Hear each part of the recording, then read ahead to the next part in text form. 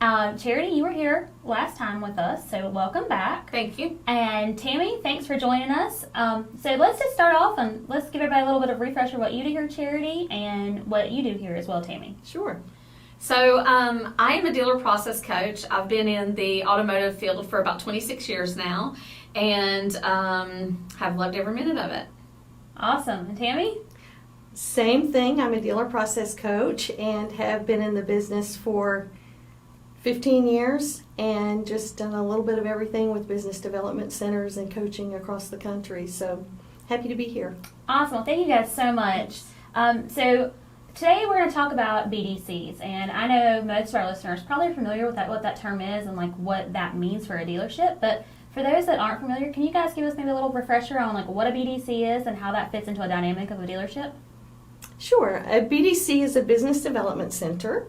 And they were designed initially to help support the dealers with all their opportunities and drive traffic to the dealership, where it may become overwhelming for the salespeople in the dealership to handle everything. They focused on a department that would solely support them with that traffic. So for most dealerships, what does a BDC look like? A BDC typically looks like a group of people in a room that support opportunities that come into the dealership, whether that is internet leads, unsold traffic, manifest, whatever all those opportunities look like, they support that. They stay on the phone 24/7. That's their main goal and their main focus, versus having other people in the dealership support that and not really having the time to make that their primary concern.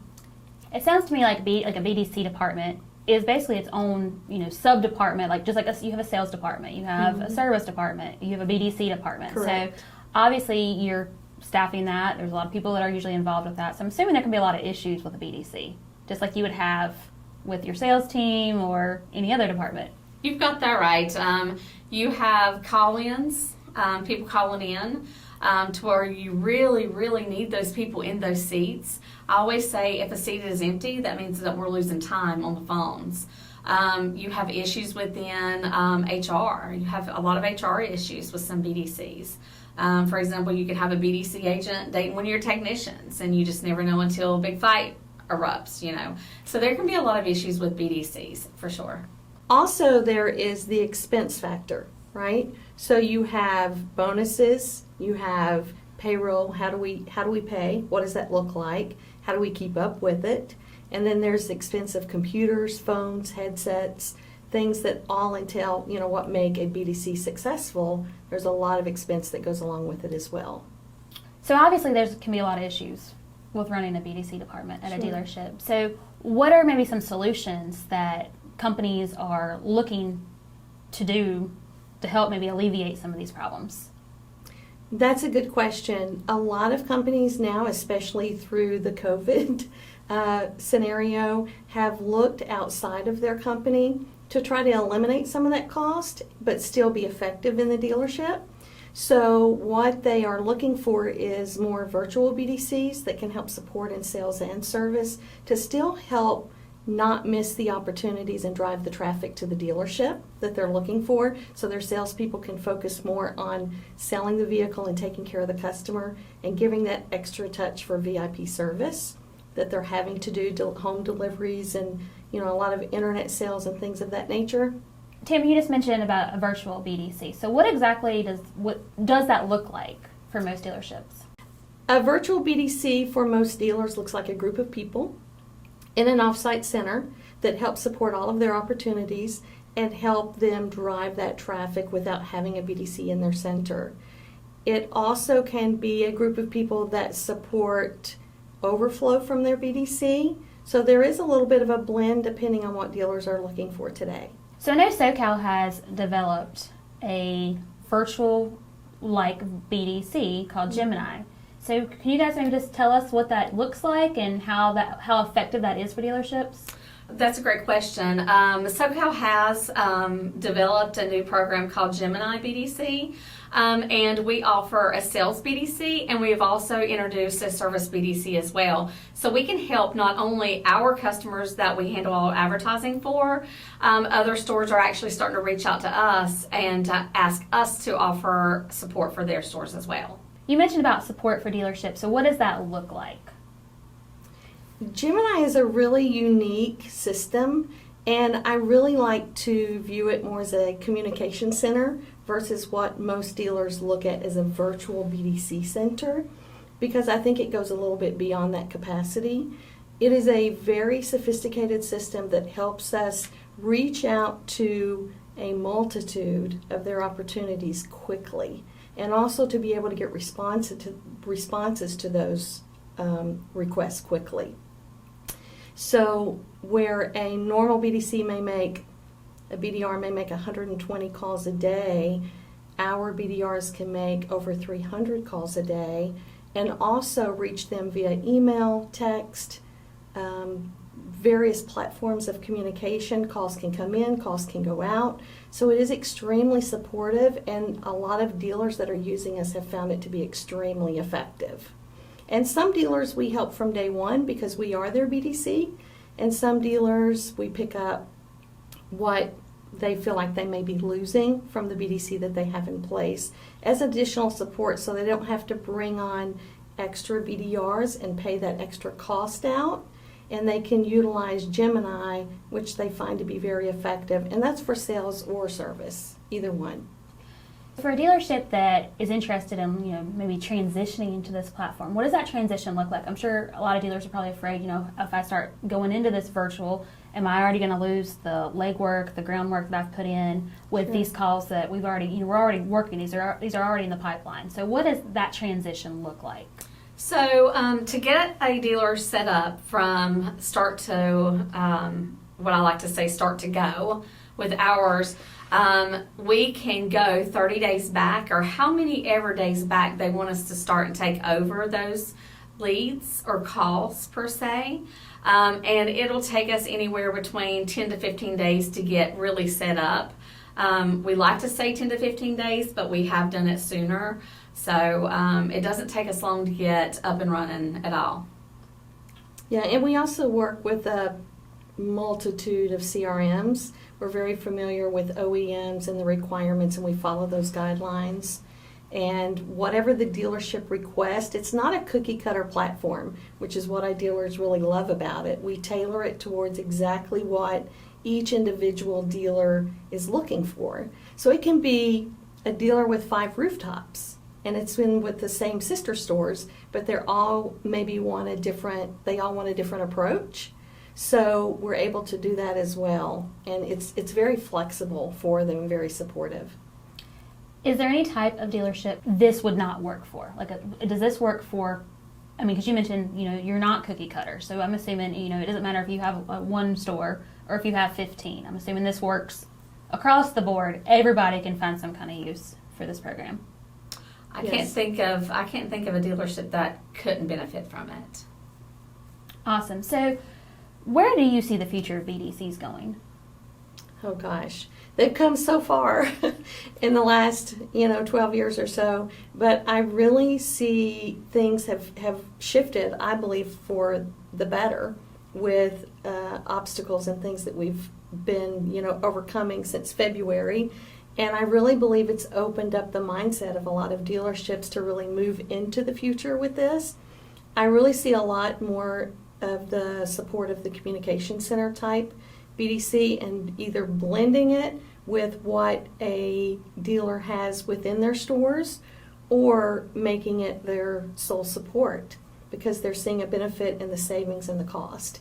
And the training that we supply is phenomenal. They get training daily, and we listen to calls, and we're coaching them shoulder to shoulder and making sure that we're giving a dealer not just savings on the cost, but good quality support, and in us being their sole provider of their BDC. So I really and truly see it going more, I hate to say virtual, but in the communication part of it, I really see it going strongly in that direction. We talked earlier about, how expensive BDCs can be for a dealership. So if a dealer goes to this kind of platform, what kind of savings could they see? Gosh, can be huge savings for a dealer. I mean, when you think about how many screens a BDR has to have, and headsets and phones and bonuses, and making sure the payroll platform is where it needs to be, how is it effective? How do we keep up with it? Do we know if we're really truly paying them for what they've truly earned? And that's a big struggle for dealers as well, and a concern for general managers. We have seen dealers save up to 50% of what they would spend on a regular BDC, which could be huge. I mean, if you're looking at $12,000 a month on a BDC, then $5,000, $6,000, and you're still getting very effective support is a huge savings for dealers. So it's a large savings. Especially given right now with COVID and all of that, I'm sure dealerships in the beginning took a big hit. So trying to come back from that with that kind of savings, that could be huge. Correct. Absolutely. And we saw a lot of stores have to furlough their BDCs. So we have gained a lot of stores from just him having to furlough their BDCs through COVID, and be able to support them through COVID as well. So, let's say a dealer wants to sign up for Gemini. Mm-hmm. What does that onboarding process look like from start to go? I believe you used earlier, Charity. So we have a CNA form. It's kind of like a customer needs assessment form that we use. And we get all of your information, hours, holidays, how they want us to answer some questions, a little bit more in depth of what they're needing for us to support them with. So once you get all that information, then what happens? That's a great question. Once we get all of the information from the analysis, we sit down and start putting everything together with their CRM, making sure all the contact information is correct, who gets the TOs. I mentioned before that the system is very sophisticated, so there are really nice platforms that send immediate TOs, appointment information over to the dealership at the desk that they can get on their cell phones. Who gets that? How is that supported? What does that look like for the customer? So we truly tailor that to exactly what the dealer wants for themselves, but also what they want that to feel like on the other end with the customer as well. And we've got that down to a science, and it works really well. Just putting it all together, like Charity stated, it's typically a 10 to 15 day turnaround if we're really giving a good average, but on an average, we've been able to hit 8 to 10 days to get it up and running. We go in, we meet with the dealer, make sure all the salespeople are on the same page with what's going to be happening with that support, what that looks like, and just making sure all the communication pieces are in line. So from a customer perspective, if I go onto a website of a dealership that's using this program and I fill out a lead form, what would my experience look like? So you're not going to feel any difference. If the customer's going to feel like that we're right there at the store, they're going to get a phone call, an email, and a text right away. And then we support that with more phone calls, texts, and emails throughout the next 70-day process follow-up. So let's talk about the call center. Because I know you guys mentioned, all these calls and things go through a call center. What do the people working in that call center look like? That's a really good question. We take a lot of pride in the efforts that we put forth in hiring the BDRs that we are placing in the communication center. We do also have bilingual BDRs available that we hired as a response to what the dealers were requesting for that, to help support that market out there. The training is extensive. We spend 5 good solid days bringing them on board, covering every aspect of the BDC, what is expected, exceeding expectations, introducing them to the dealers, introducing them to the inside of a dealership, what that looks like, and the whys, a lot of whys of why they're doing what they're doing. Script training, we have daily training. We stop every day at 1 o'clock. We are constantly listening to calls and giving feedback, either live or afterwards, just to make sure that we're really keeping our finger on the pulse, to make sure dealers are getting what they expect. And really, we try to exceed that and give them beyond what their expectations would be. And I think we do a really good job with that. Tammie, Charity, thank you guys so much for being here today on this episode of the Go Sokal Podcast. We really hope our listeners learned something, got some really good information from you guys, and if they're interested, they can always check out Gemini on GoSokal.com. Absolutely. Thanks for having us. Thank you for having us.